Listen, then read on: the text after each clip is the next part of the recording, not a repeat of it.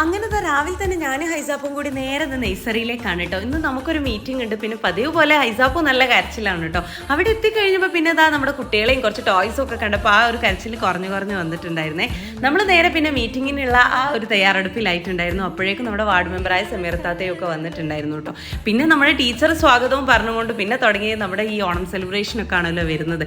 അപ്പോൾ അതിൽ ഏത് ഡേറ്റിൽ എന്തെല്ലാം കാര്യങ്ങൾ ചെയ്യണം, അങ്ങനെ എല്ലാ കാര്യങ്ങളും ഡിസൈഡ് ചെയ്യാൻ വേണ്ടിയിട്ടാട്ടോ നമ്മൾ ഈ ഒരു മീറ്റിംഗ് തുടങ്ങിയിട്ടുണ്ടായിരുന്നത്. അപ്പോൾ നമ്മുടെ സ്കൂളിലെ ഓണം സെലിബ്രേഷൻ 27th ആയതുകൊണ്ട് തന്നെ നഴ്സറിയിലെയും സെയിം ഡേ വേണ്ടാന്ന് നമ്മൾ കുറച്ച് പാരൻസ് പറഞ്ഞതിനെ തുടർന്ന് നമ്മൾ ആ ഒരു ഡേ അങ്ങ് മാറ്റിയിട്ടുണ്ടായിരുന്നേ. 27th സ്കൂളിലായതുകൊണ്ട് 29th നമുക്ക് നഴ്സറിയത്തെ പരിപാടിയും വെക്കാന്നുള്ള ഈ തീരുമാനത്തിലാണ് നമ്മൾ അവസാനം എത്തിയത്. പിന്നെ നമ്മൾ അതുപോലെ തന്നെ ഫുഡ് ഐറ്റംസും സദ്യ എന്താണ് ചെയ്യുന്നതെന്ന് വെച്ചപ്പോൾ നമ്മൾ ഓരോ പാരൻസും, അതായത് ഓരോ വീട്ടിൽ നിന്നും ഓരോ ഐറ്റം എന്നുള്ള രീതിക്കും കൂടി തീരുമാനം എടുത്തതിന് ശേഷം നമ്മളെല്ലാവരും കൂടി സന്തോഷത്തോടെ, അതായത് നമ്മുടെ ശാന്തിച്ച് നന്ദിയൊക്കെ പറഞ്ഞ് നമ്മൾ സന്തോഷത്തോടെ പിരിഞ്ഞിട്ടുണ്ടായിരുന്നു കേട്ടോ.